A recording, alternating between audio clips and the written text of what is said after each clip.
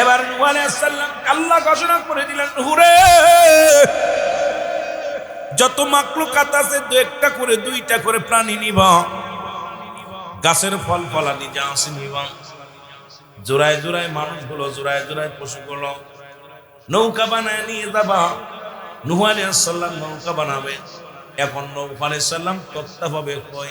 নূহ আলাইহিস সালাম ডাক দিয়ে বলে, আল্লাহ আমি যে কিস্তি বানাইবো, আমি বিশাল নৌকা বানাইবো, তক্তা পাবো কই? রব্বে কারীম আমাকে তক্তা বানাইতে, আমাকে নৌকা বানাইতে বলেন, আমি নৌকা পাবো কই? বুঝানোর জন্য কথাগুলো বলে যায়, আমার খেয়াল করবে। নূহ আলাইহিস সালাম কি মুসলমান শোনো, তার কওমের লোকের সঙ্গে পরামর্শ করে ডাকতে বলে, আমার কওমের লোকেরা শোনো, রব্বুল আলামিন প্লাবন দিবে, বিশাল গজব দিবে রে। এই গজব থেকে বাঁচানোর জন্য রব্বে কারীম আমাকে নৌকা বানাইতে বলছে, আমাকে কিস্তি বানাইতে বলেছে। এখন আমি কোথায় যাই? লোকজন কয়, হুজুর আপনার একটা গাছ লাগাইছিলেন, কিছুদিন আগে একটা ডাল লাগাইছিল, গাছটার নাম হলো রূপা গাছ। জোরে জোরে চিল্লায়া বলা যাবে না মারহাবা। কি গাছ? রূপা গাছ। নূহ আলাইহিস সালাম চলে গেলেন গাছটা দেখার জন্য। কয়েক বছর লাগাইছি গাছটা, ৬,০০০ ফুট লম্বা, ৬০০ লম্বা ফুট, ৬,০০০ ফুট লম্বা। মুসলমান ৪,০০০ প্রস্তর লাভ করেন, বিশাল লম্বা গাছের ডালপালা হয়ে গেছে। ৬,০০০ ফিট লম্বা, ৪,০০০ মুসলমান দোস্ত এ মাবার গর্ব নিয়া বিশাল লম্বা, বিশাল মোটা গাছের সাইজ হয়ে গেছে। নূহ আলাইহিস সালাম গাছের কাছে দাঁড়াইলেন, কিন্তু এলাকার মানুষগুলো সব বিদ্রোহী ঘোষণা করলেন, নুরে এই গাছ কাটা যাবে না, কারণ আমরা এই গরমের সময় গাছের নিচে ছায়া নিই, আর মানুষগুলো শীতল হয়ে যায়, এই গাছটা আমাদের শান্তি দেয়, গাছটা কাটতে দিব না। নূহ আলাইহিস সালাম এই মুসলমান শোনো, অনুরোধ করলেন, আমি এই রূপা গাছ দিয়ে কিস্তি বানাইবো, একটা তক্তা দিয়া তো ফারাইয়া তক্তা বানাইবো, তক্তা দিয়ে একটা নৌকা বানাবো। এই নৌকার মধ্যে আমার কওমের লোকদেরকে আমি কি করব? তাদেরকে আমি বাঁচাইব, কারণ রব্বুল আলামিন কিছুদিনের মধ্যেই কি দিবে? প্লাবন দিবে। আল্লাহ কয় কুল্লু মান আলাইহা ফান, আল্লাহ কয় বান্দারে এই জমিনটা আমি রাখবো না, এই জমিনটা আমি চূর্ণ বিচূর্ণ করে দিব।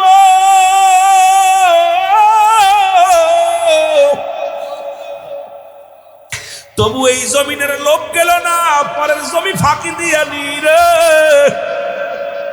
বোনের জমি লেখে নাই ভাই, মেয়েকে দেওয়ার বয়স ছেলের নামে লিখে দেয় বাবা, কিন্তু একবার কি চিন্তায় না, আল্লাহ রাব্বুল আলামিন জমিনটাকে শূন্য বিচ্ছিন্ন করে দিবেন, এই জমিনটাকে পুরা তামা বানায়া দিব। এই জমিনের মধ্যে যত পানি আছে পানিগুলো পুড়ে ছাই হয়ে যাবে। যেদিন কিচ্ছু বলতে কিচ্ছু থাকবে না, সেদিন থাকবে শুধু আমার আল্লাহ।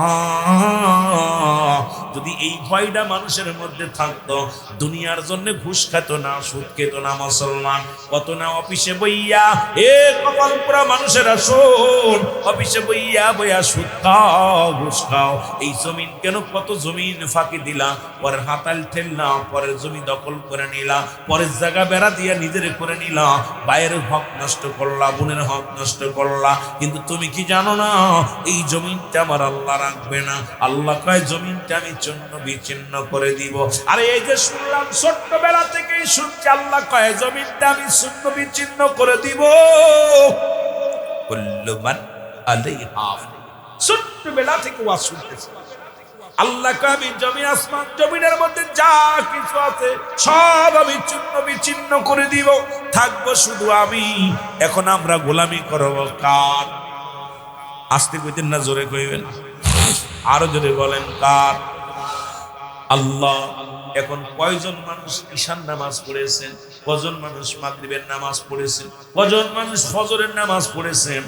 এখন হাত উঠাইতে হইলে আমার মন বলে অর্ধেক মানুষ উঠবে না। তার মানে এখনো আমাদের চিন্তা আছে দুনিয়া স্থায়ী না রে বাবা, না। দুনিয়া লক্ষণ স্থায়ী, স্থায়ী হলো আপনার আপন হলো কবর। জোরে বলেন ঠিক কিনা? আর একটু জোরে জোরে চিল্লায় বলা যাবে না ঠিক কিনা? এখন যদি আমি ভাই থাকবে আল্লাহ আল্লাহর গোলামি কিরা কিরা করছে। আর নফল নেই তো রোজা ইদাম ওয়াজ শুনতে নফল বন্দেগী শুনলে সব আছে, না শুনলে গুনাহ নাই। কিন্তু নামাজটা ছেড়ে দিলে সে যদি শরিয়াতের বিধান ছেড়ে দেয়, নামাজ কাফের এবং মুসলমানদের মধ্যে পার্থক্য হলো নামাজ। এখন যদি বলি ভাই নামাজ কয়জন পড়ছেন, মাশাআল্লাহ, হয়তো আমার মন বলে যে আপনাদের চেহারা দেখে মনে হচ্ছে যে আপনার ভিতরে অর্ধেক মানুষ নামাজে উঠবেন না। আমার বিশ্বাস বাকিটা আল্লাহ ভালো জানে। তাহলে বোঝা গেল যে আল্লাহ নিজে বলতেছে দুনিয়ার মধ্যে যা কিছু আছে সব শূন্য বিচ্ছিন্ন করে দিব, কিন্তু ভয় পাচ্ছি, ভয় পাচ্ছি না, ভয় ভেঙে গেছে।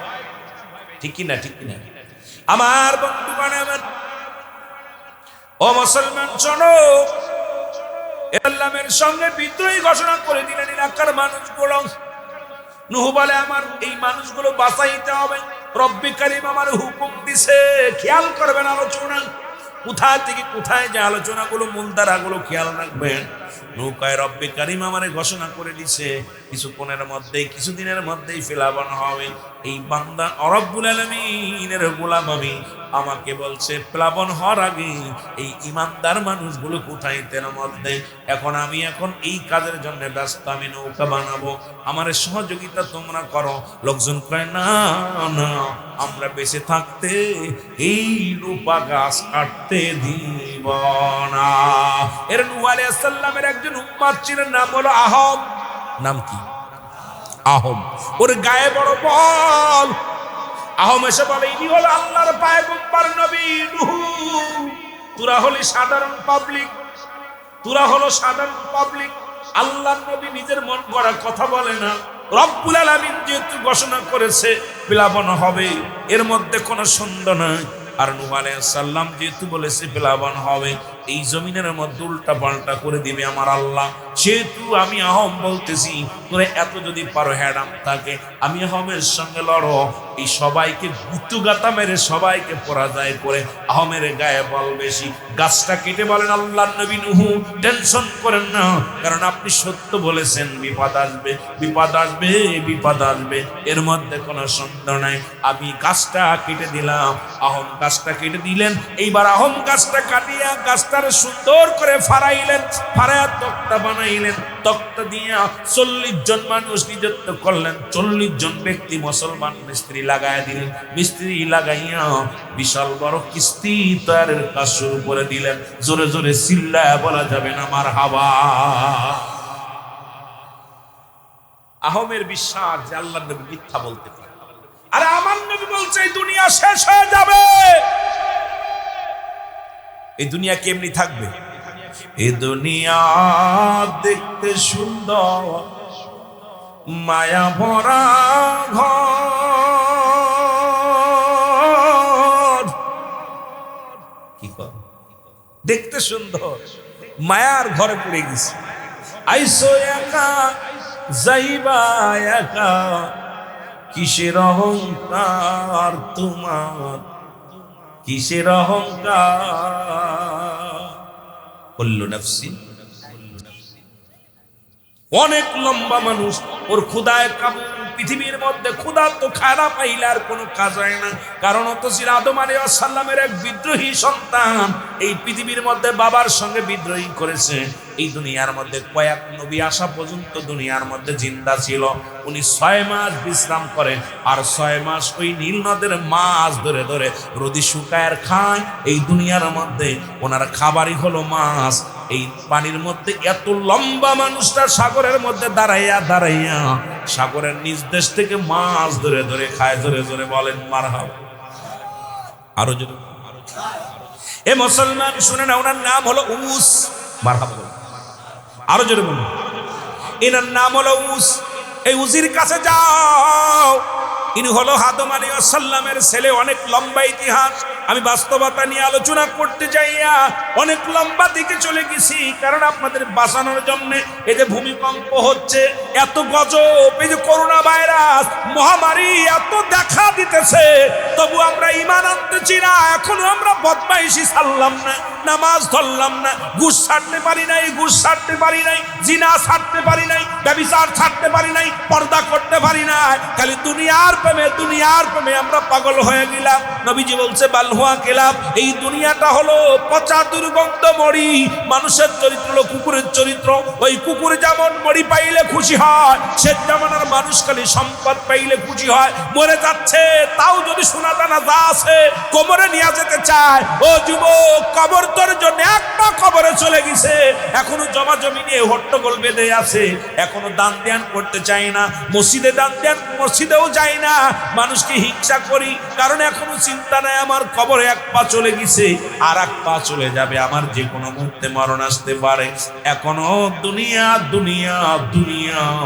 এখনো মৌলবী বাজার করতে যাইয়া সুবরি চুরি করে, এখনো মুসলমান বাজার করতে যাইয়া এখনো মাছ একটা উঠে এক ব্যাগের মধ্যে থয়, এখনো বাজার করতে যাইয়া ভালো তরকারিটা দূরে ব্যাগের মধ্যে রাখে। এখনো কালচার পরিবর্তন হয় না। লোভ আপনাকে এমন জায়গা নিয়ে যায়, দুনিয়ার এই লোভের কারণে সব কিছু শেষ করে দিচ্ছেন। আজকে বিবিকে সুখী রাখার জন্য লোভ করছেন, ছেলেকে সুখী রাখার জন্য লোভ করছেন, এই লোভে একদিন আপনাকে জাহান্নামে নিয়ে যাবে। জোরে বলেন ঠিক কিনা? বুড়া হয়ে গেছে এখনো চরিত্র পাল্টায়। কত বাদাম এখনো, কত বুড়ো মানুষ দেড় বাদাম টোকায় টোকায় খায়, পরে চরিত্র ভালো হবে, এগুলো মরার চিন্তা আছে। লোভ মানুষকে এমন একটা জায়গায় নিয়ে যায়, পশুর পর্যায়ে নিয়ে গেছে মানুষকে লোভ। এই রাসূল বলছে বালহুয়া কিনা, এই দুনিয়াটা লোভ আমাদেরকে হাইর অর্থ মেরে ইশারত লেখছে। অর্থ অনাথের মূল, অর্থ হাইর অর্থ। এই অর্থের জন্য হাসান হুসাইন হত্যা করেছিল, এই অর্থের জন্য অসংখ্য নবীকে হত্যা করেছে, অর্থের জন্য ভাই ভাইকে খুন করতেছে, অর্থের জন্য ভাইয়ের সঙ্গে মায়ের সম্পর্ক নষ্ট হয়েছে, অর্থের জন্য ভাই ভাইয়ের সম্পর্ক নষ্ট হয়ে যাচ্ছে, অর্থের জন্য ভাই ভাইয়ের সঙ্গে কথা বলে না, অর্থের জন্য বোনের সঙ্গে ভাইয়ের সম্পর্ক নষ্ট, অর্থের জন্য স্বামীর সঙ্গে স্ত্রীর সম্পর্ক নষ্ট, অর্থের জন্য ভাই একজনের সঙ্গে আরেকজনের সম্পর্ক সব নষ্ট। জোরে বলেন ঠিক কিনা? হাই রে কয় বড়ি নিয়ে যাবেন সোনা কবরে, কথা কয় না। 30 বিঘা জমি করছেন খুব দুর্নীতি কইরা, কয় বিঘা নিবেন কবরে? কথা কয় না রে। এই যে টাকা কামাইতেছেন বিদেশে যাইয়া, টাকা কামানোর মেশিনটা বিদেশে করে আছেন না, কি কষ্ট যে করে। আহা, নিয়ে যাবে কয়শো নিব? কাপড়ের পকেট আছে? কথা বলেন, কাপড়ের পকেট আছে? কাপড়ের পকেট নেই। আহা, ভাবতে গেলে অনেক কষ্ট হয়, ভাবতে গেলে অনেক কষ্ট হয়। এই মানুষগুলো যদি একবার ভাবতো যে আমি কে, নো দাইছে, নিজেকে নিজে চিনতে হবে, মান রাফসুন নফসকে নফসকে চিনতে হবে, কলবু সালিম আত্মাকে প্রসিদ্ধ করতে হবে। আর কুষ্টিয়ার লালন তো বারবার বলে আপনাকে চিনতে পারলে যাবে অচিনারে। নিজকে যদি চিনতে পারেন আপনি কে, আহা, এই মানুষগুলো নিজকে চিনতেছি না। একটু মহব্বতের সঙ্গে দুরূদ শরীফ পড়েন, আল্লাহুম্মা, জোরে জোরে।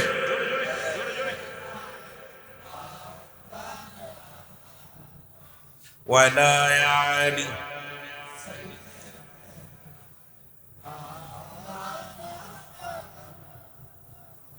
আল্লাহুম্মা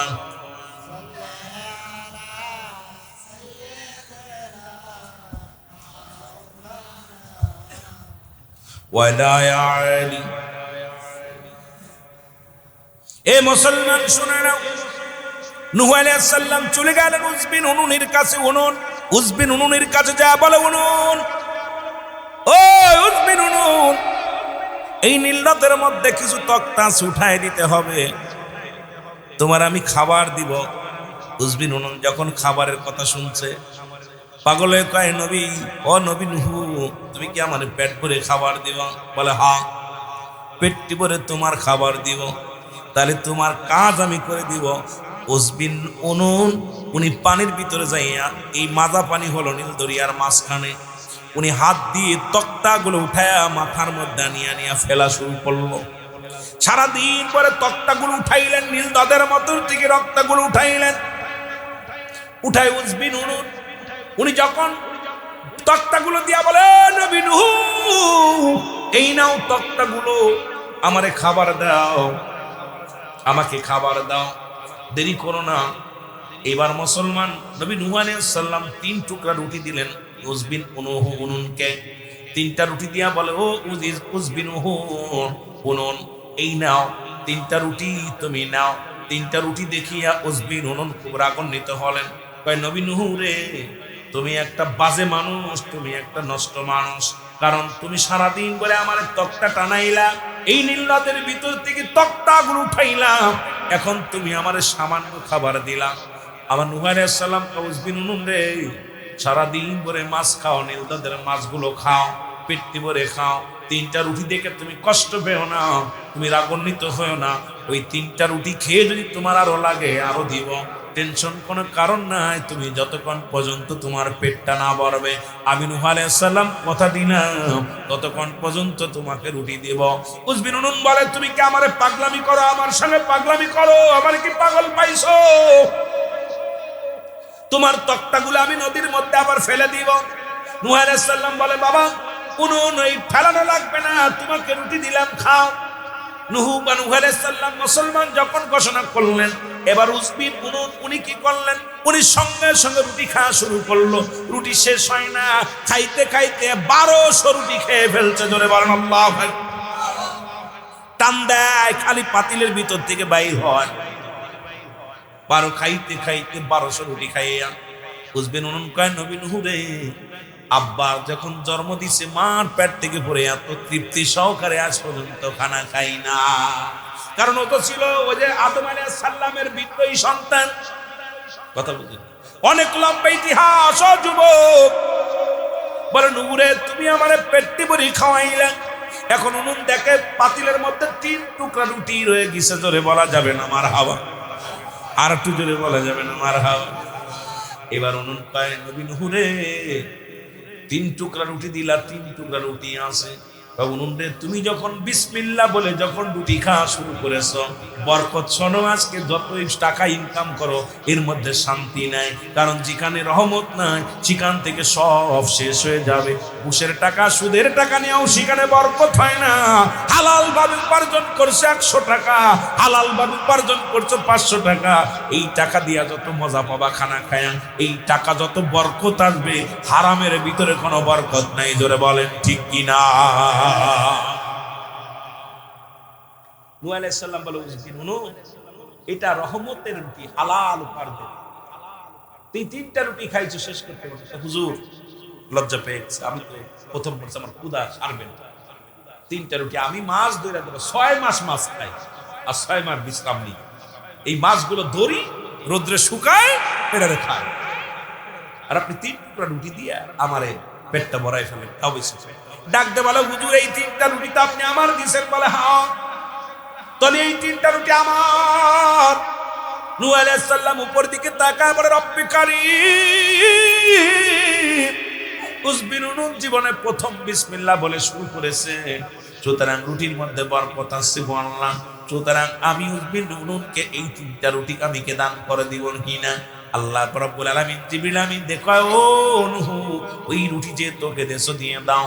এবার উজবিন উনুন ডাকতে বলে, হুজুর 3টা রুটি আমাকে দিয়ে দিলেন। বলে, হ্যাঁ, তোমাকে আমি 3টা রুটি দিয়ে দিলাম, অনেক দিন যাবে, তুমি শুধু বরকতে বিসমিল্লাহ বলে খাবা, দেখবা তোমার রুটি শেষ হবে না।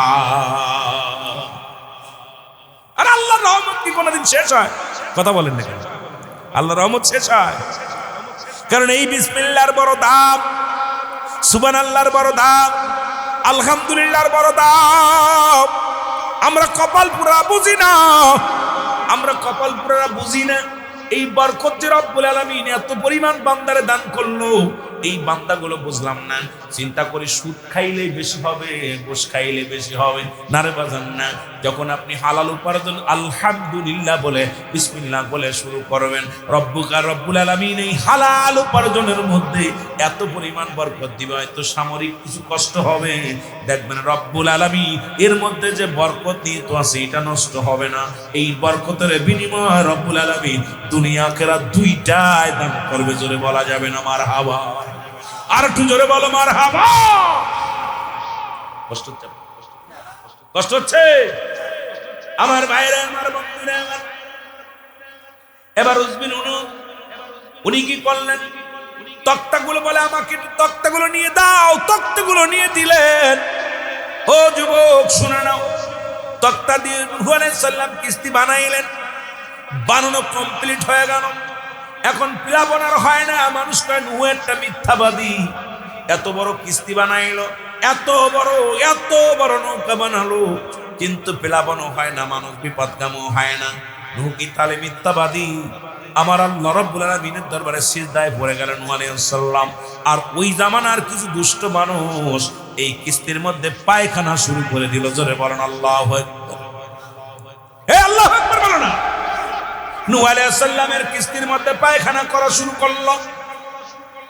এত পরিমাণ পায়খানা শুরু করলো, ওই ইহুদিরা, মুসলমান তৎকালীন জামানার বনি ইসরাইলের লোকেরা, নূহ আলাইহিস সালামের দলের লোক, সব মানুষগুলো ঈমানবাদ বেঈমানওয়ালা ব্যক্তি ব্যতীত সব মানুষ নূহ আলাইহিস সালামের কিস্তির মধ্যে পায়খানা শুরু করলো।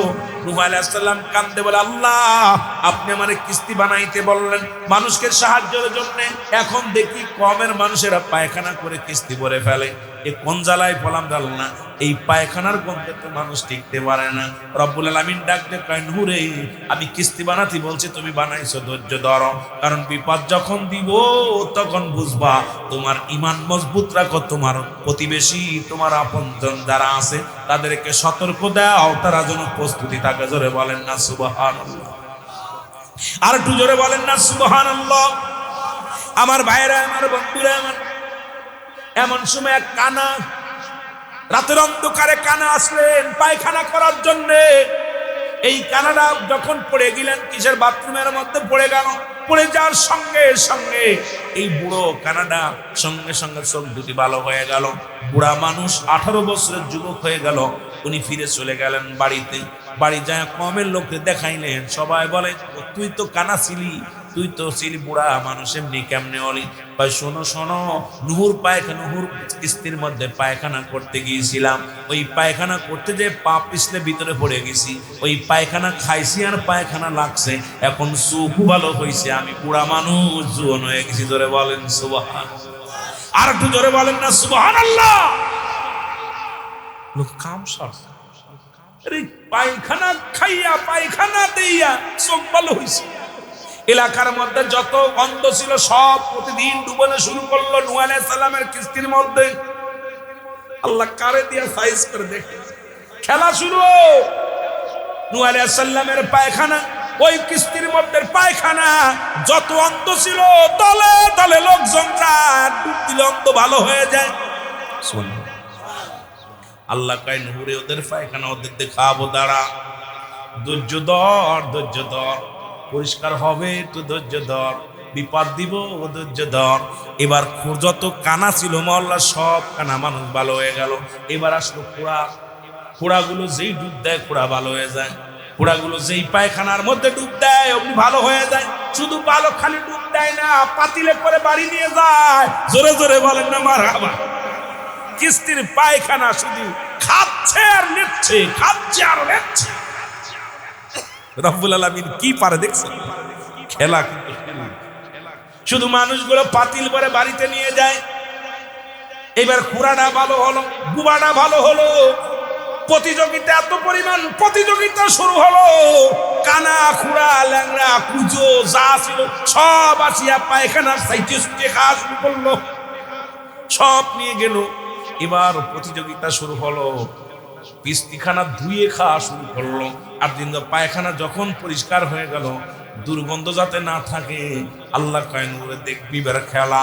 এবার পানি দিয়া ধুইয়া ভালো করে ধুয়ে মুছে নিয়ে খাওয়া শুরু করলো। এবার আল্লাহ কয়েন, ও নূহ, আর দেরি করা যাবে না, যেহেতু নৌকা পরিষ্কার হয়ে গেছে, আর এদিকে তোমার নৌকাটা রেসাইটে ছুটে সব পরিষ্কার করে দিছে। এবার তোমার ওই প্রতিটা জিনিস, প্রতিটা মুসলমান জীবজন্তু যা আছে জুড়ায় জুড়ায় নিয়ে চলো।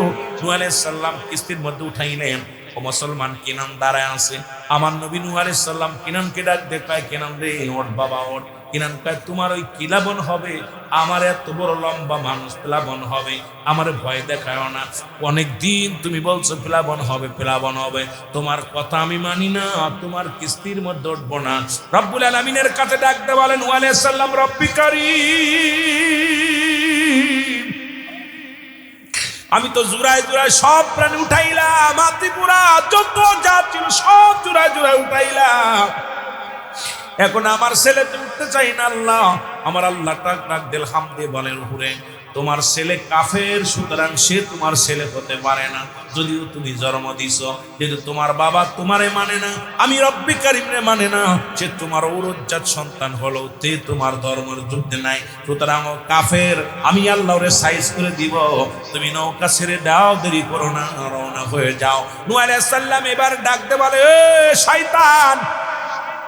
নূহ আলাইহিস সালাম ডাকতে বলে, ছেলে রে কেনা রে শয়তান, তাড়াতাড়ি ওর ডুবে যাবে, কিন্তু কে প্লাবন এসে যাবে। ছিল শয়তান ওখানে দাঁড়ানো, শয়তান গোপনে যায় নূহ আলাইহিস সালামের কিস্তির মধ্যে উঠে পড়ছে। জোরে বলেন আল্লাহু আকবার। শয়তান উঠতে কইছে, ইবলিস শয়তানকে ওইটা বাসতে শুরু করলো। কাবা কোন কোন কিতাবে আছে তপ করতেছে, কাবা শরীফের চারিপাশে নৌকা খালি তপ করতেছে, খালি নৌকাটা ঘুরতেছে। 40 দিন পর্যন্ত প্লাবন হলো, 40 দিন পর্যন্ত বৃষ্টি, এত পরিমাণ বৃষ্টি হলো, এত পরিমাণ প্লাবন হলো, মানুষগুলো অনেক কষ্টের মধ্যে জীবন যাপন করতে লাগলো। পৃথিবীর যত কীট পতঙ্গ ছিল সব মারা গেল, শুধু নৌকার মধ্যে যারা উঠেছিল, কিস্তির মধ্যে যারা উঠেছিল, তারা ব্যতীত এই জমিনের মধ্যে যা ছিল সব শেষ করে দিয়েছে আমার আল্লাহ। কুল্লু মান আলাইহা ফান, সব শেষ করে দিয়েছে কে? আর কি যেন বলেন, আমার আল্লাহ রাব্বুল আলামিন শেষ করে দিলেন। ও যুবক, এবার মুসলমান শোনে নাও, কিস্তির মধ্যে সময় কাটায়, ইবাদত বন্দেগীর মধ্যে কাটায়। ও মুসলমান, মাস্টার ইবলিস চিন্তা করে কিস্তিদারে ফুটো করে এদেরকে শেষ করা লাগবে, কারণ এই জাতির জন্য আমি দুনিয়ার মধ্যে মাস্টার ইবলিস হলাম, আর এগুলো বেঁচে থাকবে আমি মানতে পারবো না। এবার চিন্তা করতে করতে কিস্তির মধ্যে ছিল শুয়োর, এই শুয়োরের নাকের মধ্যে যখন সুরসুরি দিছে, সঙ্গে সঙ্গে কয়েকটা ইঁদুরের ছানা বাইরে আসে। ইঁদুরের ছানা যখন বাইরে আসে, এবার ইবলিস কয়, ও ইঁদুর যাও যাও, দেরি করো না, নূহ আলাইহিস সালামের কিস্তি কেটে দাও, কেটে পানি তরায় দিবা, কারণ তল থেকে যখন পানি উঠবে সবাই মারা যাবে। এবার মাস্টার ইবলিসের কথা মতো মুসলমান শুনে নাও, শুনে নাও, এবার ইঁদুরগুলো শুয়োরের মুখ থেকে বাইর হয়ে আসে, ওই সিংহের মধ্যে থেকে বাইর হইয়া কিস্তি কাটতে লাগলেন।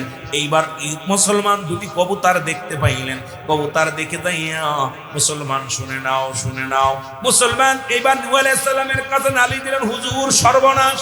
কিছি কই কিস্তি তো ফুটা করতে চাই, সিদ্ধি করা শুরু করেছে, সব মানুষ প্লাবনে মারা যাব, ডুবে মারা যাবে, নবী গো তাড়াতাড়ি রক্ষা করেন আপনার নৌকা। নূহ আলাইহিস সালাম বাঘের কাছে যায়, বাঘের মুখের মধ্যে হাত দিছে, সঙ্গে সঙ্গে বিড়াল ছানা বাইর হয়ে গেছে। জোরে জোরে বলেন মারহাবা। আর একটু জোরে। বিড়াল বাইর হয়ে গেল। নূহ আলাইহিস সালাম খবর বললেন, হুকুম দিলেন, ও বিড়াল, ও বিলাই শোন। আরে বিলাইকে ভালোবাসতেন, বিলাইয়ের দোয়া আল্লাহ কবুল করে। আমার একটা ওয়াজ আছে পশু পাখি নিয়ে, আমার বাবারা আমার বিড়ালের দোয়ায় ধনী হওয়া যায়, বিড়ালের অভিশাপে মানুষ ফকির হয়ে যায়।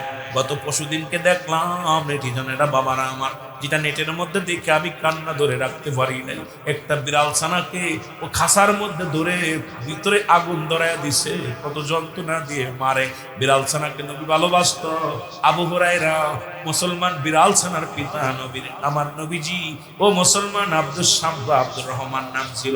বিড়ালকে ভালোবাসার কারণে আমার নবীজি বিড়াল ছানার পিতা আবু হুরায়রা বলে ডাকছে। আমার বাবারা আমার নবী বিড়ালকে ভালোবাসতে, সেই বিড়ালের দোয়া, এই যে বাড়িতে বিড়াল আনাগুনা বেশি করে ওই বাড়িতে কোনোদিন অভাব হয় না। যে ঘরের মধ্যে বিড়াল বেশি সেই ঘরের মধ্যে শান্তি বেশি। যে ঘরের মধ্যে বিড়াল আনাজগুনা বেশি করে এই ঘরের মধ্যে উপার্জন বেশি হয়। আল্লাহ তাদের ধনী বানায় দেয়। আল্লাহ রাব্বুল আলামিন যে ঘরে বিড়াল বেশি, বিড়াল উৎপাত করে বেশি, ওই ঘরের মধ্যে রহমতের ফেরেশতা দিয়া রব্বুল আলামিন সেই বরকত দিয়া দেয় ঘরের মধ্যে। জোরে বলেন মারহাবা। আমার ভাইয়েরা আমার, বন্ধুরা আমার, নূহ আলাইহিস সালাম হুকুম দিলেন, বিড়াল দেরি করিস না, ওই ইঁদুরে ধরে নিয়ে আয়। বিড়াল দুইটা যাইয়া দুইটা ইঁদুরের গালে করে ধরে এনে সামনে হাজির করে দিলেন। নূহ আলাইহিস সালাম বলে, ওই ইঁদুর, তোদেরকে আমি তুই এর মধ্যে আসলি কোথা থেকে বল, তোর তো আমি উঠাই নাই। বলে, হুজুর বেয়াদবি মাফ করবেন, আমি উঠছিলাম না, আমিও ছিলাম, আমারে আপনার শুয়োরের পিসের মধ্যে নাকের মধ্যে আমারে ছোট দুটি ছানা ভরে দিছিল মিস্টার ইবলিস। এরপরে ইবলিস আসিয়া বারে করেছে আমারে। ইবলিসকে ডাক দাও, ইবলিসকে ডাক দেওয়া হলো। ইবলিস তাড়াতাড়ি আসো। ইবলিস কয়, শয়তান আসলেন সামনে। শয়তান বলে, শয়তান আমি তো তোর উঠতে বলি নাই, তুই কেন আমার নৌকা উঠলি বল। শয়তান বলে, হুজুর আমি আপনার বিনা অনুমতিতে নৌকা উঠি নাই। কয়, কি বলিস, আমি তো তোর হুকুম দেই নাই। বলে, হুজুর আপনি দলে দলে লোক যখন উঠাইতেছিলেন, প্রতিটা জোড়ায় জোড়ায় যখন উঠাইতেছিলেন, আপনার ছেলে কিনান যখন উঠতেছিল না, দাঁড়ায় ছিল ওই কিনানের পাশে, আমিও গোপনে দাঁড়ায় ছিলাম। যখন আপনি বলছেন শয়তান, ও শয়তান তুই ওঠ, তখন আপনার ছেলেকে ডাক, গান মনে করছি আমারে ডাকছেন, এই জন্য আমি গোপনে উঠে গেছি। ধরে বলেন আল্লাহু আকবার। আমি তো আপনার অনুমতি ছাড়া উঠি না, আমার দোষ দিয়েন না। হুজুর আপনি তো বলছেন শয়তান ওঠ, আমি তো উঠছি, আপনার হুকুম নিয়ে উঠছি, আমি উঠতে চাইছিলাম, আপনি যারা যারা উঠাইছেন এটাই উঠছে, আমার তো না উঠতে বলে আমি উঠতাম না। সুতরাং আপনি আমার উঠতে বলেছেন, এই জন্য উঠেছি। আমার বন্ধুগণ আমার শুনে নাও, এবারে দূর পায় আল্লাহর নবী গো, নূহ আলাইহিস সালাম আমাদেরকে আপনি মাফ করে দেন। আমি মনে করেছিলাম মাস্টার ইবলিস মনে হয় একজন গুরুত্ব ব্যক্তি, কারণ এই ওনার ওই গুরুত্ব দিয়া কথা শুনেছি, মনে করছি আপনার কমের লোক বা আপনার দলের লোক, এই জন্য আমি ওনার কথা গুরুত্ব দিয়া আমি কিস্তির পামি তলা কেটে দিছিলাম। এ আমার নবী নূহ আলাইহিস সালাম আমাকে মাফ করে দেন। নূহ আলাইহিস সালাম মাফ করে দিলেন। আমার মুসলমান আমার বন্ধুগণ আমার মাফ করে দিলেন, শয়তানকে মাফ করে দিলেন। মুসলমান শোনো, শয়তানকে এবার দুকা থেকে মুসলমান আমার নবী নূহ আলাইহিস সালাম বলে, শয়তান তুই কেমনে আমারে ধোঁকা দিলি? বলে, হুজুর আপনাকে আমি জীবনে একবার ধোঁকা দিছি, আর এবার আমি চালাকি করে উঠছি। বলে, কি? বলে, হুজুর আপনি একদিন উট পাখির গোস্ত দিয়ে খানা খেয়ে ঘুমায়া গেছিলেন, তখন আপনারে আমি ঘুম পাড়ায়া দিছিলাম, যাতে করে আপনি উঠে আল্লাহরে না ডাকতে পারেন, নামাজ না পড়তে পারেন, এই জন্য আপনারে আমি এমন ঘুমায় ফেলাইছিলাম। এবারে মুসলমান শুনে নাও, নূহ আলাইহিস সালাম বলে, মাস্টার ইবলিস তুই দূর হয়ে যা, লা হাওলা ওয়ালা কুওয়াতা ইল্লা বিল্লাহ। সঙ্গে সঙ্গে বলে, নাউযুবিল্লাহ। ও মুসলমান, নাউযুবিল্লাহ, আমি আর জীবনে ঘুমাইবো না। নূহ আলাইহিস সালাম আর জীবনে পেটটি ভরে খায় নাই, কারণ ওই পেটটি ভরে খানা খাইলে ঘুম এসে যাবে, এই জন্য 3টা বাগ খানা বানালেন, 1 বাগ খালি, 1 বাগ পানি, 1 বাগ মুসলমান খানা। এই জন্য কোনো মুমিন যখন দেখবেন পেট ভরে খাবে, ওই ইবাদত করে শান্তি পাবে না, ফজরের নামাজ পড়তে পারবে না, ঈশার নামাজ পড়তে পারবে না, বললেও এই নামাজের ভিতরে ইবলিস ঢুকে যাবে, আশা করবে। এই জন্য আমার মুসলমান পেটটাকে 3টা ভাগ করবেন, 1 ভাগ খালি রাখবেন খোদা তাআলার ইবাদত বন্দেগী করার জন্য, আর 1টা ভাগ খানা খাবেন, আর 1টা ভাগ পানি খাবেন, যেটা নবীগণ খেয়ে গেছেন, অলিগণ খেয়ে গেছেন। এখন আমরা খাতি খাতি গলা পর্যন্ত খাই, পুরো ডেক মারে, পরের বাড়ি খাওয়ান পালি একদম গলা পর্যন্ত ঝাড়ে, বসিয়ে পরে টেবিলে ও 2 পিস খাতি পারে 13 পিস খাইছে, ঠিক না? খাও খেয়ে গা হয়েছে, আর সারাদিন খালি কি সারা ঝাড়ছে, খাওয়া পালি খাওয়া যাবে এত সহজ? তুমি কি 4 পেয়ে জানো? একমাত্র উদার করে খাবে 4 পেয়ে জানোয়ার যাবে, 2 পেয়ে কোনো মানুষ উদার করে খাইতে পারে। রব্বে কারিমের জন্য রাখতে হবে একটা ভাব, কিন্তু আমাদের অবস্থা খুব খারাপ। এসব কথা বললে অনেকে কষ্ট পায়, তবে ইসলামের বিধান অনুযায়ী, কোরআন হাদিস অনুযায়ী আপনাকে মানাই লাগবে, জানাই লাগবে। ও যুবক, শয়তানু কয় লা হাওলা ওয়ালা কুওয়াতা ইল্লা বিল্লাহ, শয়তানু বলেন নাউযুবিল্লাহ। নবী গো আপনি নাউযুবিল্লাহ বলে বেঁচে গেলেন, আমিও নাউযুবিল্লাহ বলি, আমি আর জীবনেও আপনার পাশে লাগবো না, কারণ আপনি যেহেতু তওবা করলেন, আজ থেকে আর খানা খাবো না পেটটি ভরে, আমিও প্রতিজ্ঞা করলাম আপনার কাছে আর আসবো না, কারণ ওই খোদা আপনি আর তো খাবেন না, আপনার আমি আর সুযোগ পাবো না। এ মুসলমান শুনে নাও, 40টা দিন প্লাবন হলো, কয়দিন? জোরে বলেন কয়দিন? 40টা দিন পরে নূহ আলাইহিস সালামের কিস্তি এসে তীরে লাগলো। এ মুসলমান লাগাপড় নূহ আলাইহিস সালাম তখন এলাকার মধ্যে মানুষ বসত করছে, সেমন কোনো পরিবেশ নাই। কারণ দেখা যায় সব শেষ হয়ে গেছে, ঘর দরজা বাড়ি ঘর যা ছিল, পতঙ্গ গাছপালা যা ছিল সব আল্লাহ বিসর্জন দিয়া দিছে, খালি দ্বীপগুলো পড়ে আছে। নূহ আলাইহিস সালাম ডাকতে বলে, কবুতর রে একটু জমিনের পারে যাও, জমিনটা ঘুরে দেখে আসো যে পানিগুলো কমে গেছিনি সব জায়গা। কবুতর একবার উড়াল দিয়ে জমিনের মধ্যে ঘুরে যা বলে, আল্লাহ নবী নূহ, আপনার জমিনের মধ্যে সমস্ত পানিগুলো শুকায় গেছে, সুতরাং এখন বসবাস করার মতো হয়েছে। নূহ আলাইহিস সালাম এবার হুকুম দিলেন, তোমরা নামো। এই জাহাজ থেকে নূহ আলাইহিস সালামের কিস্তি থেকে নামলেন, জুড়ায় জুড়ায় নেমে যার যার স্থানে সে চলে গেল। মুসলমান শুনে নাও, নূহ আলাইহিস মধ্যে একমাত্র যারা নূহ আলাইহিস সালামের কিস্তির মধ্যে উঠেছিল তারাই মাত্র জীবিত থাকলো, এরাই মাত্র বিস্তার লাভ করলো। বাকিগুলো আমার আল্লাহ রাব্বুল দোষ নামায় দিল। আমার আল্লাহ সেই ছোট্টবেলা থেকে শুনলাম সুদ খাওয়া হারাম, ঘুষ খাওয়া হারাম, এরপর ওইটা খায়। আমি আপনাদের কাছে জানতে চাই, সুদ খাওয়া হারাম না হালাল? এই যারা বলেন হারাম না হালাল? শুয়োরের গোশত খাওয়া হারাম না হালাল? আরো জোরে কোন হালাল না হারাম?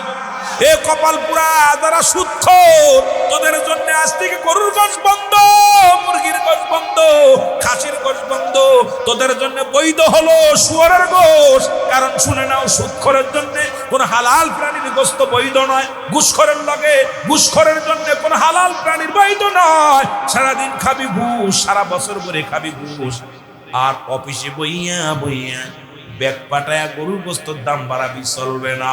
কারণ এইটা হলো হালাল খোর বান্দার জন্য, আরাম করার জন্য শুয়োরের গোশত। জোরে বলেন ঠিক কিনা? নূহ আলাইহিস সালাম তার বেটারও বাঁচাতে পারেন, কারণ কথা আর অবাধ্য হয়ে গেছে। যখন হুকুমের বাইরে চলে গেল, আমার বাবারা, আমার লম্বা ইতিহাস, এটা বিস্তারিত আপনি গবেষণা করলেন, সিদ্দিকী সাহেব আলোচনা করলো। এর হাকিকতটা কি? রব্বে কারীম এতদিন শুনেছি, এক ওয়াক্ত নামাজ কাজা দিলে 2,88,00,000 বছর জাহান্নাম, যার 80 খুতবা পরিমাণ, 1 খুতবা পরিমাণ হলো 2,88,00,000 বছর। আপনার আমার জীবন থেকে কত নামাজ ছুটে গেল, এখন বাঁচবেন কেমন করে? যদি বলা হয় এই রাস্তাতে গেলে পুলিশে ধরবে, জীবনেও যাবেন না। যদি কোন আজকে এই রাস্তায় গেলে মরণ হবে, কেউ যাবেন না। এই যে করোনা ভাইরাস আসলো, যে এলাকার মধ্যে করোনা ঢুকছে, ওই এলাকায় গেলেই করোনা হয়, কেউ যায় না, কেউ বাইরই না। রব্বে কারীম বলছে, দুইটা রাস্তা, একটা ভালো রাস্তা, ইহদিনাস সিরাতাল মুস্তাকিম, সরল সঠিক পথ। এই পথ অবলম্বন করলে বান্দা পাবে উইদ্দাতুল মুমিনিন। আল্লাহ বলে মুমিনদের জন্য, যারা সরল সঠিক পথে চললো, যারা ঈমানি দায়িত্ব নিয়ে চললো, আমি আল্লাহ রাব্বুল আলামিন এদের জন্য রেখে দিলাম 8টা জান্নাত। আর যারা এগুলো সরল পথে চললো না, হালাল খাদ্য খালো না, হারাম উপার্জন করলো, হারাম উপার্জন করলো, সুদখোর, ঘুষখোর, এ বেনামাজি, জিনাখোর, শোন, তোদের জন্য আল্লাহ রাব্বুল আলামিন রেখে দিল উইদ্দাতুল কাফিরিন। কাফের বেঈমান মুনাফিকদের জন্য আল্লাহ রাব্বুল আলামিন রেখে দিল 7টা জাহান্নাম। কিরা কিরা যাবেন একটু হাত তোলেন। বুঝতে পারছি আপনার ওয়াজ শুনতেছেন, মনে করছিলাম মনে হয় অন্য তালে আছেন। বুঝতে পারছি আপনার ওয়াজ শুনতেছেন। তাহলে সুদ খাবেন কিনা কিনা হাত তুলে, ঘুষ খাবেন কিনা কিনা, এই কিনা কিনা খাবেন? কেউ নেই। আল্লাহ আমাদেরকে দয়া করে জোরে বলে না আমিন। আর একটু জোরে বলে না আমিন। মহব্বতের সঙ্গে দুরূদ শরীফ পড়েন, আল্লাহুম্মা। কই গেল?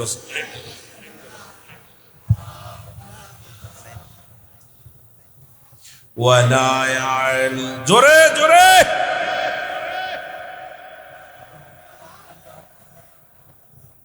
আমার মারা শুনে নাও, বাবারা আমার, আমি আলোচনা যেটা ধরেছি একটু খেয়াল করলে সব বুঝতে পারবেন যে রব্বুল আলামিন নিষেধ এবং হুকুম দিয়েছেন, যেটা আমাকে আপনাকে দুনিয়া যখন সৃষ্টি করল আল্লাহ, সমস্ত মাখলুকাত বানায়া রব্বুল আলামিন একবার ডাক দেব, আলাস্তু বিরাব্বিকুম, আমি কি তোমাদের রব নই? আমি কি তোমাদের প্রভু নই? আমরা সবাই বলেছিলাম কালু বালা, স্বীকার করলাম আপনি আমাদের রব, আপনি আমাদের প্রভু। এখন আল্লাহরে রব বলে মানেন কে কে? একটু হাত তোলে। আল্লাহ বলেন কুল হুয়াল্লাহু আহাদ আল্লাহুস সামাদ লাম ইয়ালিদ ওয়া লাম ইউলাদ ওয়া লাম ইয়াকুল লাহু কুফুয়ান আহাদ। একটু জোরে বলা যাবে না আল্লাহ? এখন যারা আল্লাহর কাছে স্বীকার করছেন আপনি আমাদের রব, আপনি আমাদের প্রভু, স্বীকার করছেন কিনা কিনা? এই করছেন না? যদি কেউ বলে পরিণয় বাটপার, সিটার, গুন্ডা, বদমাইশ, কারণ আমরা সবাই বলছি কালু বালা, স্বীকার করলাম আপনি আমাদের রব।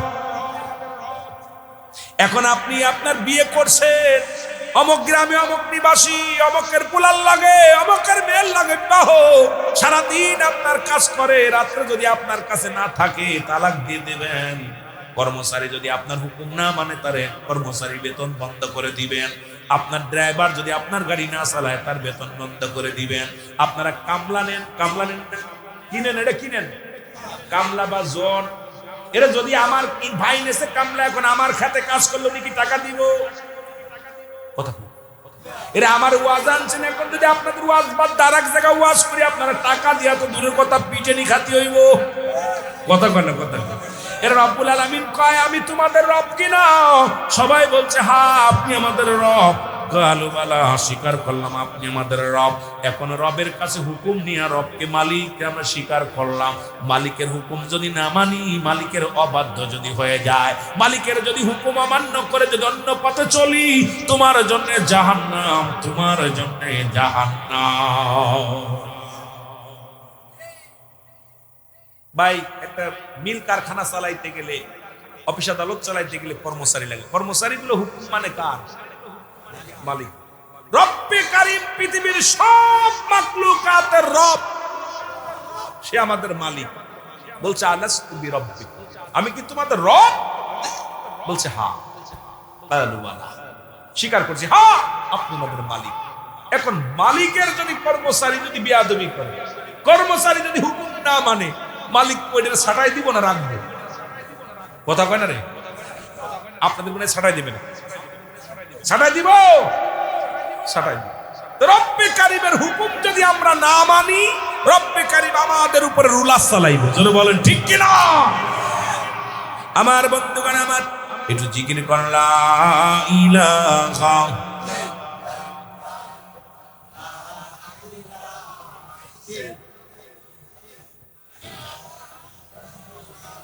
আর জোরে লা ইলাহা। বৈজনমুগর মনের বেদনা আহা বুঝাইলে কেউ বোঝে না, বল অমুগা আহা বুঝাইলে কেউ বোঝে না, আইরে শোনাইলে কেউ শোনে না, বল শোনাইলে কেউ শোনেন। শাহে মদিনা আলা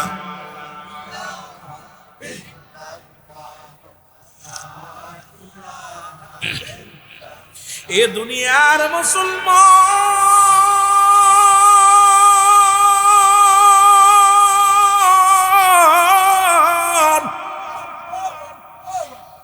এ মা বোনেরা শোনো গো, নামাজ যেমন ফরজ, পর্দাও তেমনি ফরজ। আমার নবী ডাক দি বলে ফাতিমা রে, ও ফাতিমা শোনো মা, তুমি জান্নাতের সরদারিনী গো মা। হযরত আলী রাদিয়াল্লাহু তাআলার বিবি, আর আলী ছিল 4 জন সাহাবী, জান্নাতি 10 জন সাহাবীদের মধ্যে একজন। দুনিয়ার মধ্যে ঘোষণা শুনেছে, নবী নিজ মুখে বলছে আলী ফিল জান্নাহ। সুবহানাল্লাহ। আরো জোরে নবী 1 নম্বরে বলেন আবু বকর ফিল জান্নাতি, উমর ফিল জান্নাতি, উসমান ফিল জান্নাতি, আমার আলী ফিল জান্নাতি। সুতরাং 10 জন সাহাবীর নাম ঘোষণা করছে কে? এর জোরে বলেন কে? নবীজি। জোরে বলেন কে? আস্তে কইবেন না জোরে কইবেন? 10 জন সাহাবী জান্নাতের সার্টিফিকেট দিয়েছে নবীজি দুনিয়ার মধ্যে। আমার দেশে অনেক পীর সাহেব এখন জান্নাত বিক্রি করে, আমার দেশের অনেক নেতা এখন জান্নাত বিক্রি করে, অথচ নবীজি কোন সাহাবীর বিষয় বলে নাই। নবীজি 10 জন সাহাবীকে বলেছে, তোমরা 10 জনকে আমি নবী তোমাদের জান্নাতের সার্টিফিকেট দিয়ে দিলাম। জোরে জোরে চিল্লায় বলা যাবে না মারহাবা। আরো কোন আসতে বাড়ি যেতে। মা ফাতেমা আব্বাজান কি বলতে চান? কয় ফাতেমা রে, তুমি হলে মহিলাদের সরদার। ও ফাতিমা, আব্বাজান আপনি ঠিকই বলেছেন, কারণ জগৎ বিখ্যাত মা আমি ছাড়া আর কে? কারণ আমার স্বামী হলো শেরে খোদা হযরত আলী, জান্নাতের সার্টিফিকেট পাইছে। আল হাসান আল হুসাইন, দুটি কলিজার টুকরা সন্তান, যুবকদের সরদার। আব্বা গো, আমি যার কন্যা, আমার আব্বা হলো জগৎ বিখ্যাত নবী, আমার নবী হলো কুল কায়নাতের রহমত, রাহমাতাল লিল আলামিন। জোরে বলেন না মারহাবা। এর আমার মতো দামি কে আছে রে? আমার মতো দামি মানুষ কে আছে? আমার মতো বুজুর্গ মানুষ কে আছে? নবী কয় ফাতেমা রে, জিবরিল আমিন একটা নাম ঘোষণা করে দিয়ে গেছি আমি, তোমার আগে তোমার লাগাম, তোমার যানবাহন, তোমার জান্নাতি যে বোরাকটা হবে রে ফাতিমা, ওই বোরাকের লাগাম ধরিয়া তোমার আগে একজন মহিলা জান্নাতে যাবে। জোরে জোরে চিল্লায় বলেন মারহাবা। কোন দিক ফাতিমার আগে জান্নাতে ঢুকবে? আরে আল্লাহর নবী বলার সঙ্গে সঙ্গে ফাতিমা ডাকতে কয়, বাবা গো, কি তার বাবার পরিচয়, কি তার মার পরিচয়, কি তার স্বামীর পরিচয়, কি তার বংশ পরিচয়, যে আমি হলাম জগৎ বিখ্যাত জননী, আমি হলাম জান্নাতি সরদারিনীর মা, আমি হলাম নবীদের নবী, রাহমাতুল লিল আলামিনের কন্যা, আমি হইলাম হযরত আলী তার বিবি। আমার আগে জান্নাতের মধ্যে ঢুকবে এমন কোন মহিলা আছে বাবা জান? আমাকে একটু শোনায়া জান, ধরে বলেন মারহাবা। কথাটা তো হাসাই করছে, যুক্তিগত কথা, সব দিক থেকে আমার পাওয়ার বেশি। আমার আগে জান্নাতে যাইবো, আগে পারা এডা কেডারে চিন্তা হয় না? কথা চিন্তা হয় না? এ জনম দুঃখিনী মারা শোনো, রহমতের নবী কয় দেখতে ফাতিমা, ও ফাতিমা শোনো, সে কোন নবীর বিবিও না, নবীর কন্যাও না, সে কোন সাহাবীর বিবিও না, সে সাধারণ একজন নারী। তিনি হলো আমাদের এই পাশে ওই যে দেখা যায় ওই যে বড় জঙ্গল, এই জঙ্গলের মধ্যে তার স্বামী একজন কাটকাটে কাঠুরিয়ার বিবি, নাম তার জামিলা। এই যাবে তোমার আগে জান্নাতের মধ্যে পা রাখবে। জোরে জোরে চিল্লায় বলা যাবে না মারহাবা। নবীজি কইছে, মাগো, সে কোনো নবীর বিবিও না, নবীর কন্যাও না, সাহাবীর বিবি টিবি না, এত বড় দামি মানুষ না, কিন্তু সে তোমার আগে জান্নাতের ভিতরে প্রবেশ করবে। ফাতেমা ডাক দিয়ে কয়, বাবা কি শুনাইলা? বাবা গো, সে কি এমন আমলদারি আমি একটু জানতে চাই। এ আমার মারা, একটু ভালো কইরা শোন, না হয় গমের জুলাইছে মনে হয়, একটু মোবাইল টিপে গমটা ভাঙ। কারণ এখন জামানার মধ্যে, একটু আগে বললাম বাবা, টিভির পর্দা পাওয়া যায় কিন্তু নারীর পর্দা পাওয়া যায় না, ঠিক কিনা? বৌমা সাজায় রাখছে টিভিটার উপরে সুন্দর রুমাল দিয়ে, দেখবেন ভালো কাপড় দিয়ে ঢেকে রাখছে। জিগাইবেন, ভাই ওখানে কি কয় টিভি, কিন্তু নিজের বড় মাথায় কাপড় নাই, নিজের মেয়ের মাথায় কাপড় নাই, টিভির মাথায় কাপড় আছে। জোরে বলেন ঠিক কিনা? এই তো হলো বাংলাদেশের অবস্থা। না কেমনে করবো ওয়াজ বাবা, বুঝি আসে না। জোরে কোন ঠিক? এর বেগানা নারী চেহারা দেখা হারাম, বেগানা পুরুষের চেহারা দেখা হারাম। যদি কোনো মৌলবী, এখন আমার দেশের মৌলবী সাপ পান খাওয়া শুরু করছে, দেখায় বাবিশান একটা পান দাও, ভাইয়ের কাছে চায় না, ওর জুতাতে পিটায় বাড়ি ছাড়া করো, কারণ দেওরের মুখ দেখা হারাম, বাসুরের মুখ দেখা হারাম। চাচার মুখ মুসলমান, শুনে নাও, চাচাতো ভাইয়ের ভাই মুসলমান, ও মুসলমান, খালাতো ভাইয়ের মুখ দেখা হারাম, চাচাতো ভাইয়ের মুখ দেখা হারাম, ফুতো ভাইয়ের মুখ দেখা হারাম। এখন গলাগলি দইরা কলেজ যাস আর ইসলাম ইসলাম বলে গলা ফাটাস। আমার এই ওয়াজ শুনে মহিলারা খুব রেগে যায়। তবে শুনে না, আমার দেশটা এখন শেষ করলো এই খালাতো ভাই, মামাতো ভাই, ফুফতো ভাই। 5টা গুণের নারী বিয়ে করবা, 5 গুণের নারী বিয়ে করতে বলেছে আমার নবী। ওই মৌলবীরা শোন, নবীর পায়ের ভিতরে ছিল 5টা গুণের গুণ, যে গুণ আপনাদের মধ্যে না থাকলে বিয়ে করা যাবে না। ও যুবক, এই তামাম পৃথিবীর মধ্যে, ও যুবক শুনে নাও, ও যুবক বাবারা শুনে নাও, আমার বাবারা আমার শুনে নাও, পয়গম্বর সুলাইমান বিয়ে করবে, বয়স হয়ে গেল, পয়গম্বর ডাক দেখো ওজিরে বিয়ে করবো। 5টা গুণের নারী দেখো, সারা পৃথিবী পুরা 4টা গুণের নারী পাইছে, 5 গুণের নারী পাই না। এখন এই তুলাতুলির মধ্যে এই 5টা গুণের নারী আছে বলে আমার বিশ্বাস হয় না। সুতরাং মারা শোনো, যুবকেরা শোনো, যেহেতু পর্দার ওয়াজ দিছো আর ওই নারীর ওয়াজ দিছো, একটু এবার কসম নিয়ে যাও। কষ্ট পাইলে কিছু করার নাই রে মা, একটু আলোচনা শুনতেই হবে, জোরে জোরে চিল্লায় বলা যাবে না, ঠিক কিনা? কয় গুণে? এ জোরে কও। এর 5 গুণের মধ্যে নাম্বার 1, নাম্বার 1, 1 নাম্বার গুণ হলো আমার সতীত্ব, আমানতদারি। একমাত্র স্বামী ব্যতীত ওই নারীর কাছে কেউ যাই না। আজকে কেমনে বলবো, বড় দুঃখ লাগে। আমার দেশের মা বোনদের ইজ্জত নষ্ট হয়ে যায়, সতীত্ব নষ্ট করে মামাতো ভাই, ফুফতো ভাই, খালাতো ভাই, বন্ধু বান্ধব। আজকে মুসলমান এই গুণের নারী পা বড় দুষ্কর। নবীর আম্মা জান মা মেনার ভিতরে ছিল এই 5 গুণের গুণান্বিত। 1 নাম্বার নারী বিয়ে করবা, সতীত্বর আমানতদারি। 2 নাম্বার হলো আমলদারি নারী। যদি কোনো ব্যক্তি আমলদারি নারী বিয়ে করতে পারো, জীবনেও স্বামীরে কষ্ট দিবে না, জীবনেও কোনোদিন মা বাবারে কষ্ট দিবে না। ওই মেয়ে কোনোদিন তোমারে বলবে না আমাকে একটু কুমিল্লা নিয়ে যাও, বাজার করবো, আমাকে নিয়ে যাও একটা শাড়ি কিনবো। জীবন ভরে খালি গায়ে থাকবে, তবু পোশাকের জন্য বায়না ধরবে না। জীবনে তুই মোটর সাইকেলের পিছু উঠাইতে পারবি না। যদি কোনো মুসলমান আমলদারি নারী হয়, জীবনে বলবে স্বামী রে আপনার পায়ে ধরে আমি মার্কেটে যাব না, আপনি যা আনবেন ওটা মেনে নিব, আপনার কথার বাইরে আমি চলবো না। নাম্বার 3 হলো মুসলমান শোনো, এই পৃথিবীর মধ্যে পর্দাশীলতা নারী। আজকে পর্দাশীলতা নারী কোনোদিন ঘর থেকে বাইর হতে চায় না, ওরা ঢেউ খায়। মুসলমান আজকে মেয়েদের নাম দিছি আমি বাতাস খাতুন, ছেলেদের নাম দিছি আকাশ মিয়া। আজকে ছেলেরা ঢেউ খায়, মেয়েরাও ঢেউ খায়, কারণ পর্দা যেমন ফরজ, নামান তামাজ তেমন ফরজ। আজকে বাংলাদেশে পর্দা নাই। পর্দার ওয়াজ যদি করি মৌলবীদের চাকরি ছুটে যাবে। বেগানা নারী নিয়ে অফিসে বসো, বেগানা নারী নিয়ে অফিস আদালত করো, চাকরি করো, আর ফতোয়া দাও মৌলবীর টুপি মাথায় দিয়া বড় বড় কথা কও।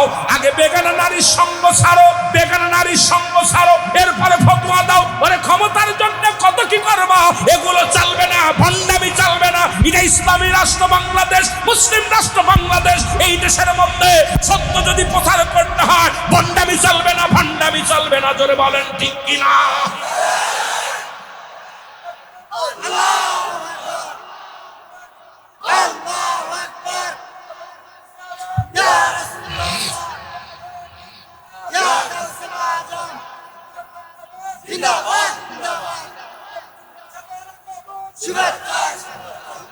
আমি আগমন করেছি, কথা বলেন, আমি তো আগে আইছি, তাহলে মানুষ শুনবো হুজুর মানে কে বলি বিপদে ফেলবেন না, কথা বলেন।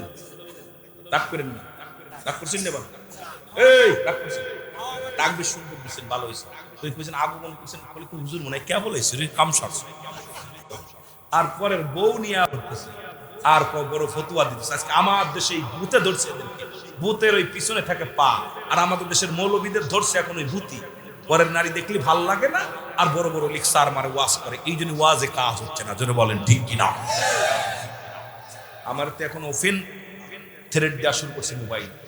রুল আমিন সিদ্দিকের দেখেন যত আমার যত পর্দার পক্ষে এই জিনা ব্যাপিস যে পায় সেই হাত ঝুঁকায়, হবসে কি জোরে কন ঠিক কিনা? ধানের বস্তা খুলে তুইছে, মৌলানা এসেও হাত দেয়, মুসি এসেও হাত দেয়, ব্যান চালকও হাত দেয়।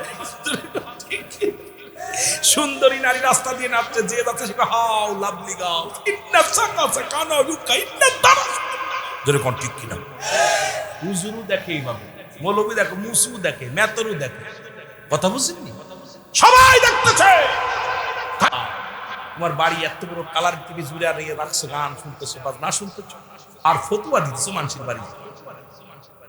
আজকে কেন ওয়াজ, আজকে তাসিম নাই, আজকে বক্তা, আজকে বাংলাদেশে আমরা ওয়াজ করতেছি খোদার কসম। আগের যুগে বক্তাগুলো ওয়াজ করছে, বেনামাজি নামাজি হয়েছে, বেপর্দা নারী পর্দাশীলতা হয়েছে, পিতা মাতার বাধ্য সন্তান হয়েছে।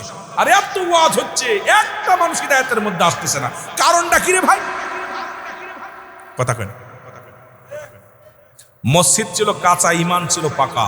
মসজিদ হয়েছে পাকা, ইমান একেবারেই ফাঁকা। ঠিক কিনা? কথা কন না কেন? আহা, কোথায় যাব, কোথায় যাব? ও দেশের ভাই রে, বল না কোথায় যাই রে, একটু শান্তি বলো কোথায় গেলে পাই রে। চারিদিকে দেখি শুধু নাই কিছু নাই রে, ও দেশের ভাই রে, বল না কোথায় যাই রে, একটু শান্তি বলো কোথায় গেলে পাই। পাম্পে তেল নাই, মরিচি ঝাল নাই, নবাব বাড়ি নবাব নাই, যুবকের কাম নাই, চারিদিকে দেখি শুধু নাই কিছু নাই রে, ও দেশের ভাই রে, বল না কোথায় যাই রে, একটু শান্তি বলো কোথায় গেলে পাই। মসজিদে গেলে পারে শান্তি খুঁজে পাই রে, মাহফিলে গেলে পারে শান্তি খুঁজে পাই রে, পিতামাতার খেদমত করলে শান্তি খুঁজে পাই রে, পর্দা মেনে চললে শান্তি খুঁজে পাই রে, হালাল খাইলে পারে শান্তি খুঁজে পাই রে। জোরে বলেন ঠিক কিনা? শান্তি খুঁজতে হলে এগুলো তো দরকার আছে। কোথায় যাব? বন্ধুরে আমার, 3 নাম্বার হলো পর্দাশীলতা নারী, 2 নাম্বার হলো বলতেছিলাম মুসলমান আমলধারী নারী, 3 নাম্বার পর্দাশীলতা নারী, 4 নাম্বার হলো, ও যুবক শুনে নাও, শুনে নাও, গুণবতী রূপবতী নারী। গুণবতী মেয়ে যার কপালে জুটছে রে, জীবনেও সে 1000 মাস, কত যুবক 10 বছর 20 বছর বিদেশে পড়ে আছে, ওই বিবি কোনদিন অন্য পুরুষের কাছে যায় নাই। আরে মুসলমান, মনের কষ্ট মনে নিয়া চোখের পানি দিয়া বালিশ ভিজাইছে, কোনদিন স্বামীর হক নষ্ট করে নাই। কারণ ওই গুণবতী রূপবতী মেয়ে, আজকে আমরা ধলা চামড়ার পাগল, এই ধলা চামড়া দেখি বিয়ে করছি, 2 মাস বিদেশে গেছি, আসে দেখি বউ আর নাই। কতক্ষণ আমি কই যুবকরা, তোরা বউ থেকে বিদেশে যাস না, সে বউ পাবি না। কতক্ষণ ঠিক কিনা? এরা যদি গুণবতী রূপবতী মেয়ে বিয়ে করতে পারিস, জীবনেও যাবে না। স্বামীর আদর পাই নাই, তবু তোর সংসার ছেড়ে যাবে না। চিন্তা করবে, আল্লাহ বাঁচবার কতদিন, আমার স্বামীর মুখটা নিচে হয়ে যাবে, বাবার মুখটা নিচে হয়ে যাবে, আমার ভাইয়ের মুখটা নিচে হয়ে যাবে, কলঙ্কিনী খবরে আল্লাহ দুনিয়ার মধ্যে না না এই কটা দিন জীবনে ভাবে কাটিয়ে দিই। এই জন্য আগের যুগের মেয়েরা যখন বাবারা ছেলে বিয়ে দিত, মাতৃকুল পিতৃকুল যাচাই বাছাই করে বিয়ে করত। আরে মুসলমান, আগে আমাদের একটা প্রবাদ আছে, জাতের মেয়ে কালো ভালো, নদীর পানি গোলাও ভালো। এখন আমরা সুন্দরী চামড়া দেখে ওই চামড়ার মধ্যে লাগছে মুসির নজর, চামড়ার মধ্যে লাগছে মেতরের নজর, চামড়ার মধ্যে লাগছে মুসলমান মৌলবীর নজর। ওই গুয়ে মাছি যেমন গুরু পারু পরে, মুসলমান মধুর পারু পরে, বর্তমান জামানার মেয়েরা হয়ে গেছে গুয়ে মাছি। এই গুয়ে মাছির পরে নজর এমন ভাবে পড়ছে, ও তো একটা সংসার করতে পারে না, ও 1000টা ফুলের মধু খাতি চায়। জোরে কোন ঠিক কিনা? কষ্ট পাচ্ছেন? এক স্বামীতে আসক্ত না, আর কিছু বড়া পড়া আছে এক স্ত্রীতে আসক্ত না। ভাইয়ের সম্পদ, আপনার ভাইয়ের সম্পদ, মুমিন ভাই আরেক ভাইয়ের সম্পদ নষ্ট করে। কিয়ামতের মধ্যে অধিকাংশ নারী জাহান্নামে যাবে স্বামীর হক নষ্ট করার কারণে। স্বামীর হক নষ্ট, সেদিন কঠিন। এরা মুসলমান, শুনে নাও, শুনে নাও, এটার মধ্যে থাকলে সারাদিন আলোচনা চলে যাবে। একটা ছেড়ে দিব, ছেড়ে দিব, কাম সারছে, রাত দিয়ে 1টা বেজে গেছে। আমার কালকে মাহফিল মাদারীপুর আলমগীর স্যারের বাড়ি, আমাদের গোশালার আলমগীর স্যার আছে ওনার বাড়ি। আগামীকাল আবু নাসির জিয়াদি সেবার আমি, উনি তো ধরেন 9টার সময় ছেড়ে দিবে। আমার জীবন কি হবে আল্লাহ জানে, কথা বলছেন। তা সব দিয়ে অনেক দূরে, এত দূর থেকে আর আসা যাওয়া আমার জন্য খুব কষ্ট। আপনাদের দাওয়াত নেই, শুধু ভালোবেসে। আমার জায়গা যদি একবার যাইতেন কেউ আর আসতেছে। আমি ঢাকা থেকে 250-300 কিলো দূরে, আমার জায়গা আসলে কেউ আসতেন না। শুধু আপনাদেরকে সুন্নিয়াতকে ভালোবাসি, জাকেরদের ভালোবাসি।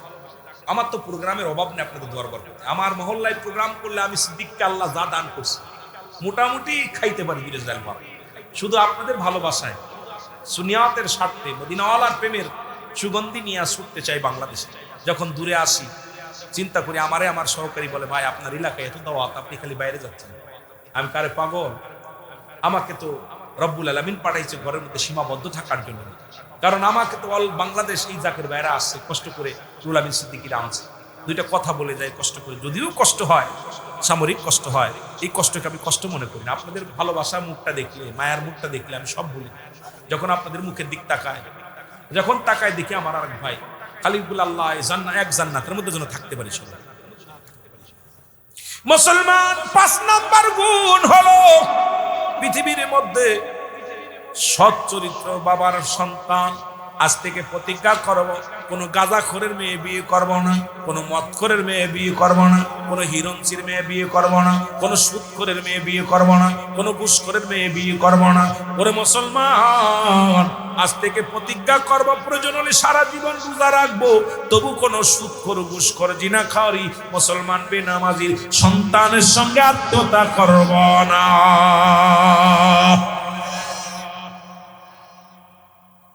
এই এলাকার মধ্যে 5 দিনই এলাকা ঠান্ডা হয়ে যাবে।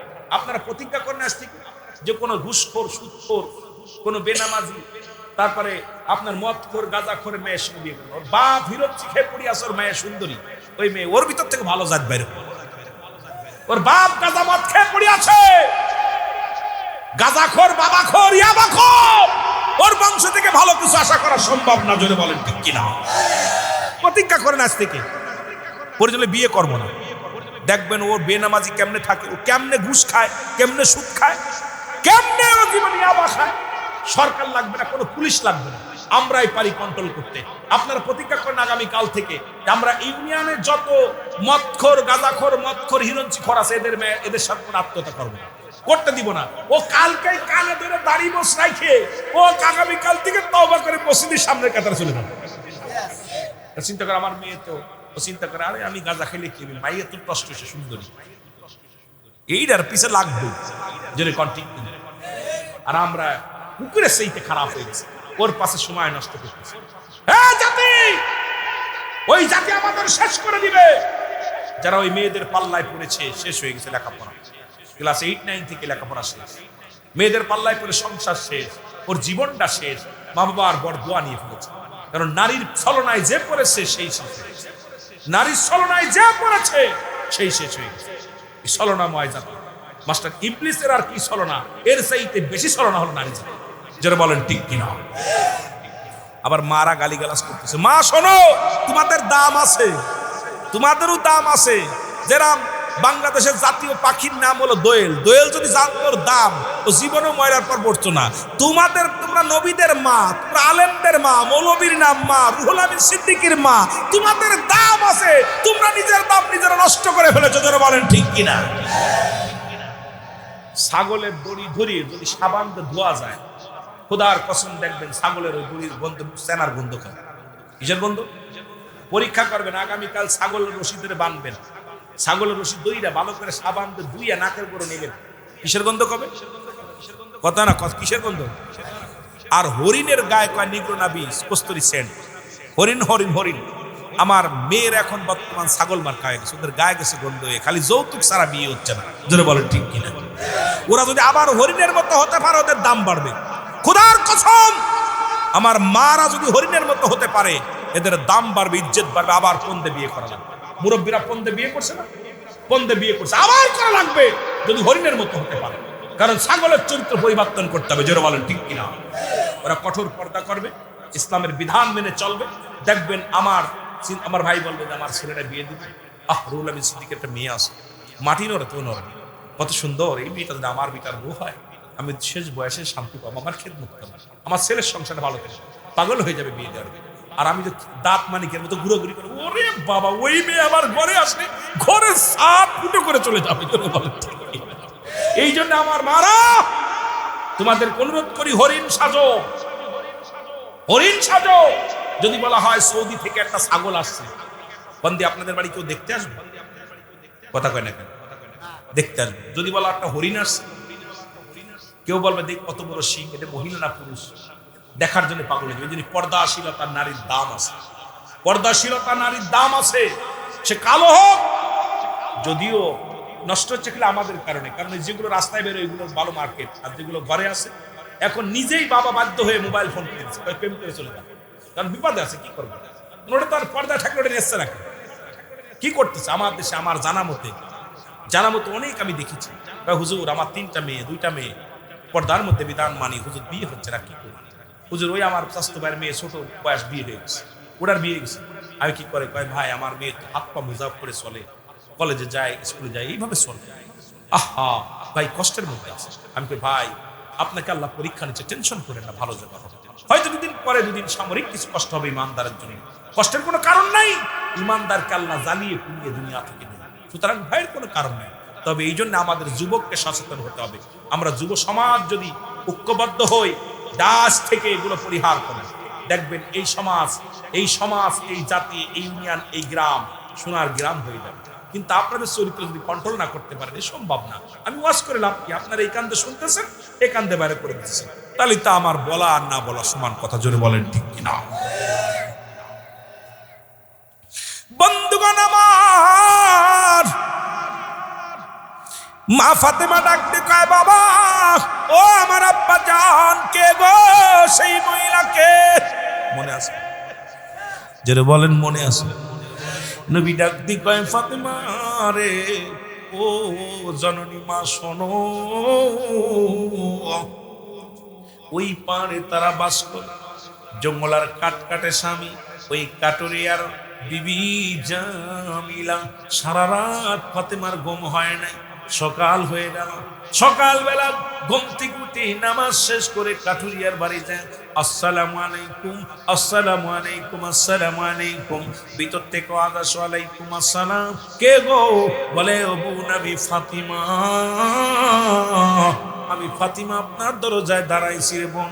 ফাতিমা বলে, বুন্ডে আপনি কি জামিলা? বলে হ্যাঁ। কয় বুন্ডে একটু ঘর খোলো, দরজা খোলো, আমি তোমাকে একটু দেখবো। এরা ডাকতে জামিলা বলে, বোন ফাতিমা আমারে তুমি ক্ষমা করো গো,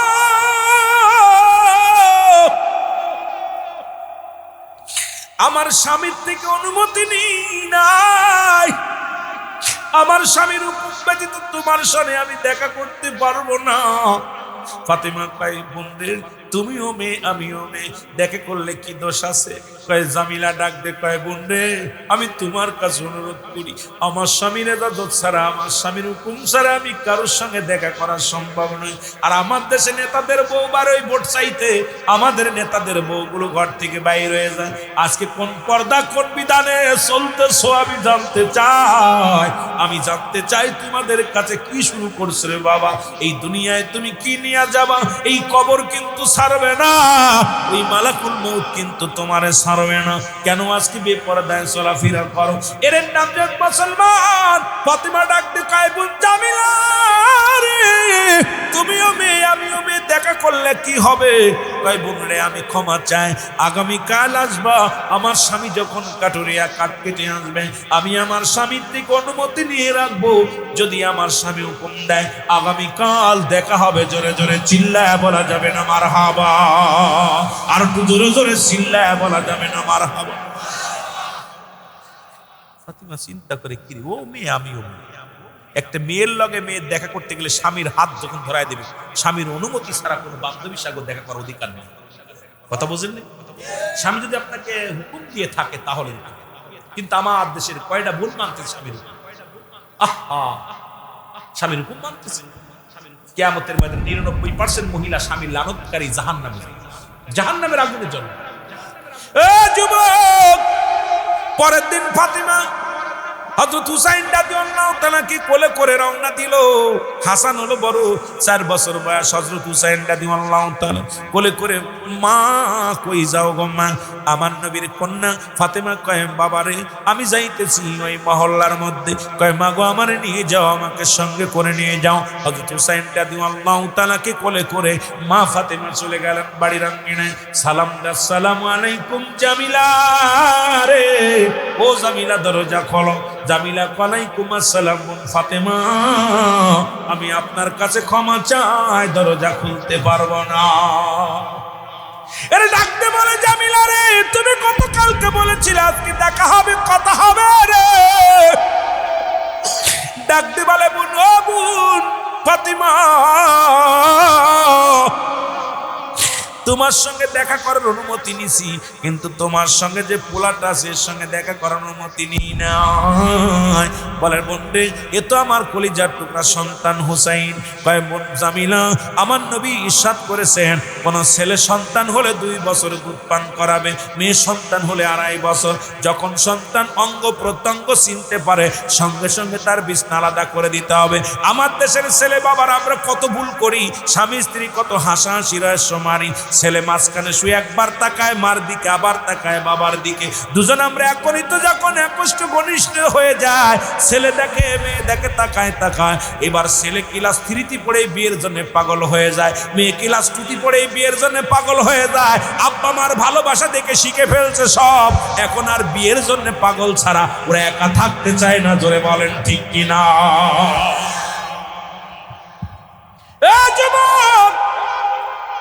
ওই সন্তান যখন তোমার অঙ্গ প্রত্যঙ্গ চিনতে পারবে রে, তোদের পায়ে ধরে বলে যায়, সন্তান যখন ওই ছোট থাকে আলাদা খ্যাতের মধ্যে রাখবা।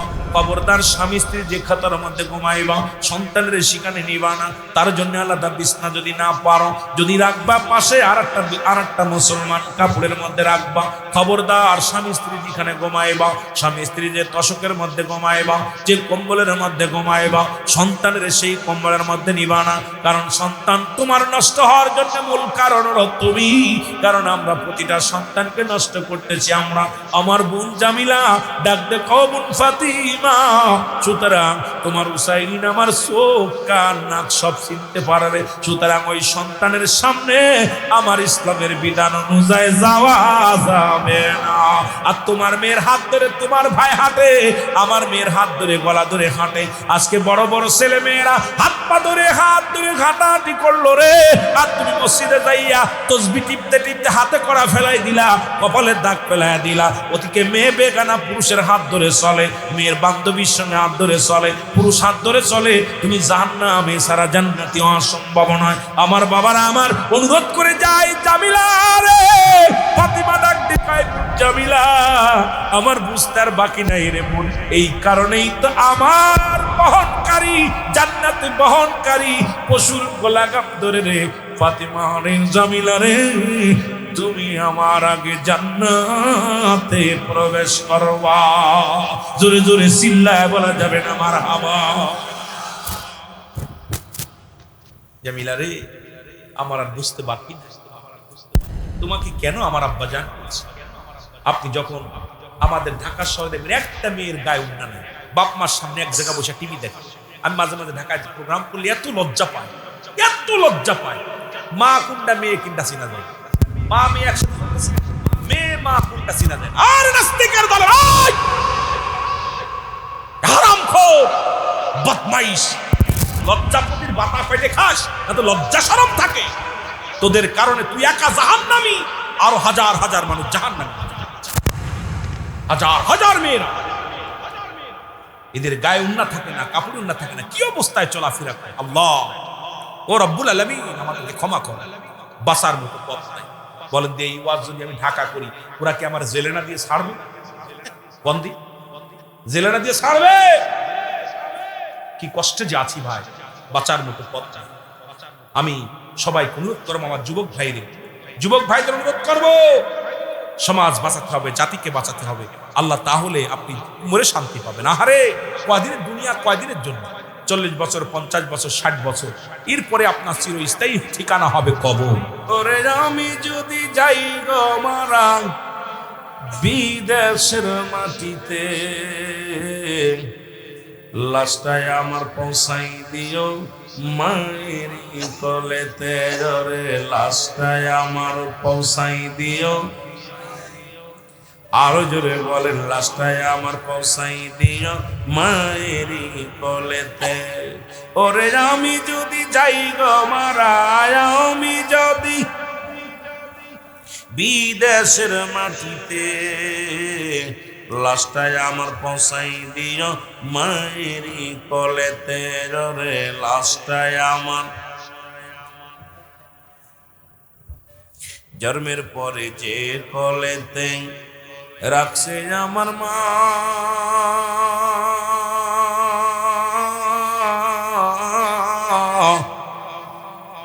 সেই মারে না দেখাইয়া আমার দাফন দিও না বিদেশি রে।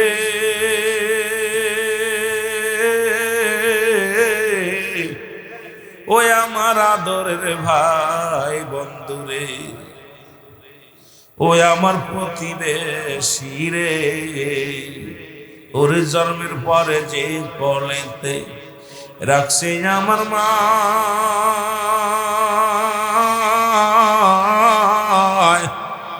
সেই মারে না দেখাইয়া আমায় দাফন দিও না। মায়ের একটি নজর দেখলে পারে, মায়ের একটি নজর দেখলে পারে শান্তি পাবো কবরে। লাশটায় আমার পৌঁছাই দিও মায়েরই কোলেতে। রে লাশটায় আমার পৌঁছাই দিও। হায় রে প্রবাসী জীবন, মহব্বতে বলেন, লাশটায় আমার পৌঁছাই দিও মায়েরই। এই জগতে মায়ের মতো নাই কেউ আপন।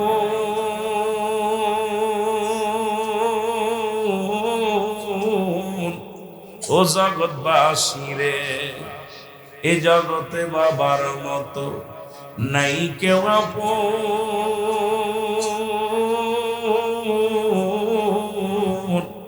সেই মা বাবার না দেখায়া তোরা দিসনে রে দাফন, আমার পরশ না কাফন।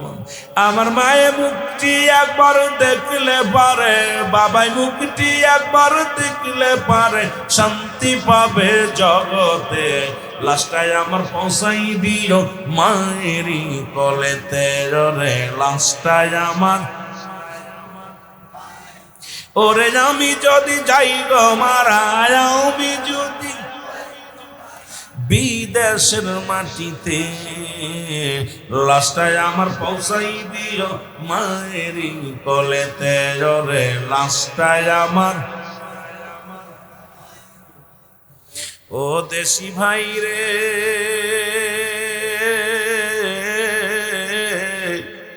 আমি বলি তোমারে, ওই আমার গ্রামবাসী রে, আমার দাবি তোর কাছে। চাচা বলো, চাচি বলো, ফুফু বলো, খালা বলো, মায়ের মতো নয়।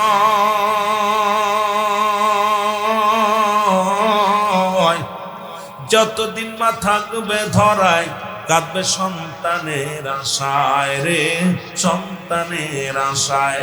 বাবা হস্ত তুলে করবে দুয়া, মায়ে হস্ত তুলে করবে দুয়া, নাজাত দাও মোর সন্তান রে। লাশটায় আমার পৌঁছাই দিও মায়েরই কোলেতে। বলো লাশটায় আমার, ওরে আমি যদি যাই গো মারা, আমি যদি যাই গো মারা বিদেশের মাটিতে, লাশটায় আমার পৌঁছাই দিও মায়েরই কোলেতে। বলো লাশটায় আমার। এ মানুষ মুসলমান কবির মনোযোগ শোনো, কিছু কথা বলে আমি মূল আলোচনায় চলে আসব। কত যুবক বাড়ি ঘর বিক্রি করিয়া, জমা জমি বিক্রি করিয়া বিদেশে পাড়ি জমাইছে টাকার মেশিনটা। দেখা গেল বছর খানেক 2-4 বছর পরে কফিনে করে লাশ হাজির হয়ে গেছে শাহজালালী মুসলমান আন্তর্জাতিক বিমানবন্দরে। ও যুবক, প্রতিনিয়ত কত লাশ। ও আমার বাজানেরা, আব্বা মা এই দুনিয়ার মধ্যে না দেখলো ওই জীবিত মুখখানা। ওরে মুসলমান, সন্তানও দেখলো না বাবার মুখখানা, মায়ের মুখখানা। কারণ কখন যেন মালাকুল মউত চলে আসে, কখন যেন বিদায় হয়ে যায়, কেউ বলতে পারি না। জোরে জোরে চিল্লায় বলা যাবে না, ঠিক কিনা? একটু মহব্বতের সঙ্গে দুরূদ শরীফ পড়ুন। আল্লাহুম্মা। মাইকে কেন কান বললে ওয়াজ করে মজা পাওয়া যায়? মাইকে কেন কান আওয়াজ হয়? ওয়ালা আলি সাইয়্যিদিনা।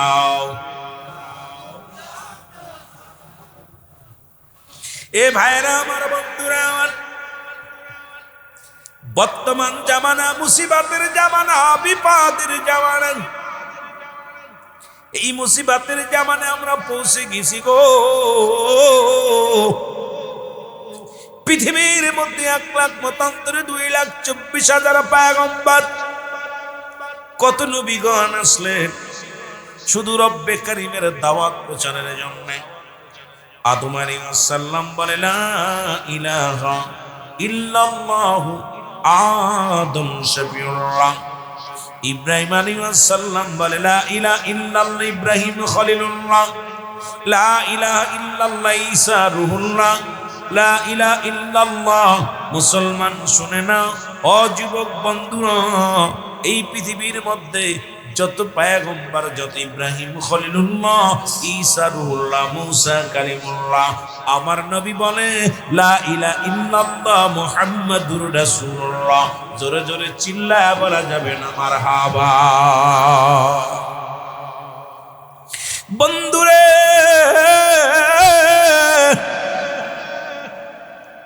ওই নূহ আলাইহিস সালামের সঙ্গে কিস্তির তুলনা দিলাম, যে কথাগুলো বললাম একটু আগে আসি।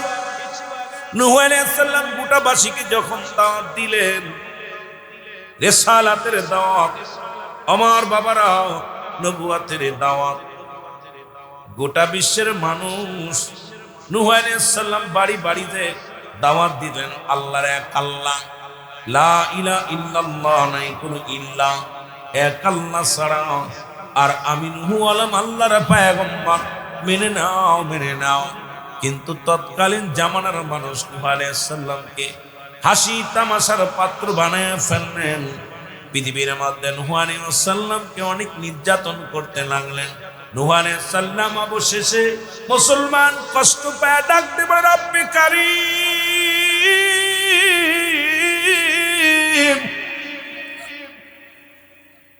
আমি অপারক, আমার কওমের লোকেরা আমার কথা শোনে না, আমার কওমের লোকেরা আল্লাহ কোন আদেশ মানে না, নিষেধ শোনে না। আল্লাহ, আমি নূহ আর পারছি না, তুমি দয়া করে আমার কওমের উপরে আল্লাহ গজব দিয়ে দাও। জোরে জোরে চিল্লায়া বলা যাবে না আল্লাহু আকবার।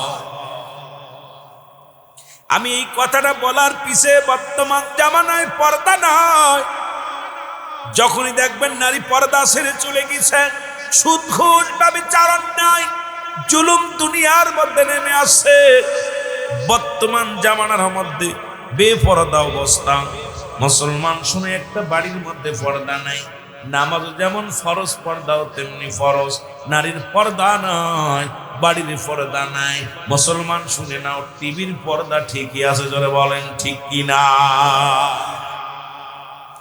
টিভি এখন ডেকে ডেকে রাখে, আমার দাওয়াত দিলে যদি আসি, টিভিটারে ভালো রুমাল দিয়ে ডেকে রাখে। বৌমারে খুলে থই টিভির ডেকে জোরে কোন টিভি বিসিআর এগুলো খুব যত্ন করে। পল্লী এলাকার মধ্যে গেলে এগুলো বেশি দেখা যায়। বাড়িতে ঢুকলেই দেখি, কথা বুঝেননি, সুন্দর করে রুমাল ঢেকে রাখছে। কি রাখছে দেখা যায়? টিভি। কথা বুঝলি, টিভি রাখছে, অথচ বাড়ির মানুষের একটা পর্দা নেই, টিভির পর্দা আছে। ঠিকই না, ঠিকই না? বন্ধুগণ আমার, যে কথাগুলো বলি দিলের কান্ডা লাগায় শোনো। রব্বে কারীম হুকুম দেয়, যাও জিবরিল যাও, আমার নূরে বলি দাও, আমি আল্লাহ গজব দিব, আমি আল্লাহ এই মানুষগুলো সাইজ করে দিব। এর আছে আজকে গত সপ্তাহে, গতকালকেও মুসলমান ভূমিকম্প হয়েছে, গত সপ্তাহ বাংলাদেশের বুকে, গত শুক্রবারও মুসলমান ভূমিকম্প হয়েছে, সারা বাংলাদেশ নাড়ায়া দিছে। এই কুমিল্লার জমিনে 700 শ্রমিক আহত হয়েছে। রব্বুল আলামিন শুধু একটা নাড়া দিছে রে, 13 জন দুনিয়া থেকে বিদায় হয়ে গেছে। সুতরাং রব্বে কারীম কখন যেন ডাক দিয়ে নিয়ে যাবে এই জমিনটা, এই দুনিয়াটা, তামাম পৃথিবীর মধ্যে যা কিছু আছে রব্বে কারীম সব শূন্য বিচ্ছিন্ন করে দিবে। জোরে জোরে চিল্লায় বলা যাবে না আল্লাহু আকবার। বন্ধুরে আমার,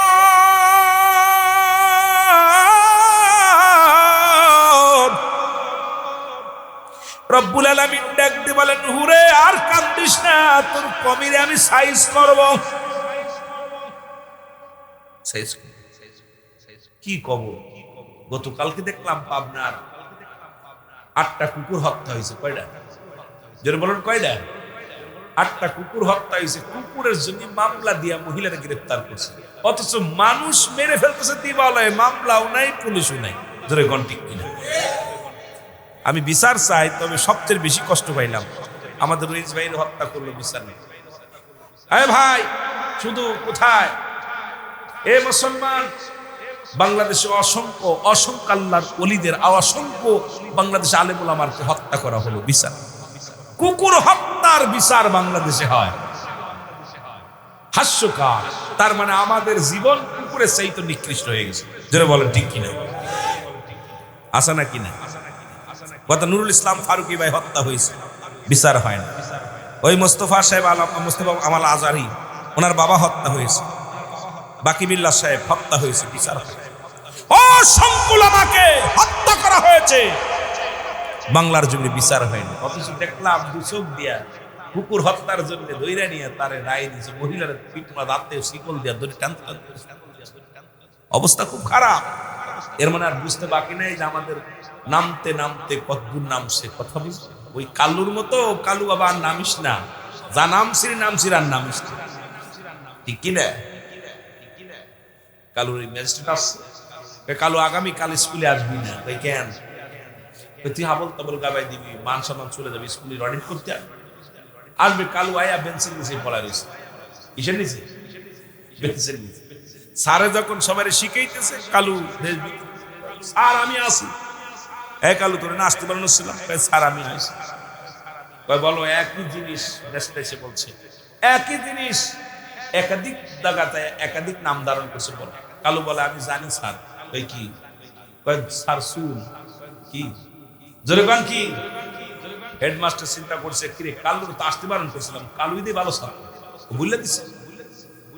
কালুর কও কি কি কয়, হুজুর এটা মাথার চুল, পিঠের মাথার এটা চুল, এটা বুড়ু, এটা বুড়ু, কানের ভিতরে অসম, এটা মোষ, এটা দাড়ি, এটা বগলের কসম, এটা বুকের কসম। আর একটা মিশে যায়, কয় যা গিয়েছির গিয়েছির, ইজ্জত শেষ।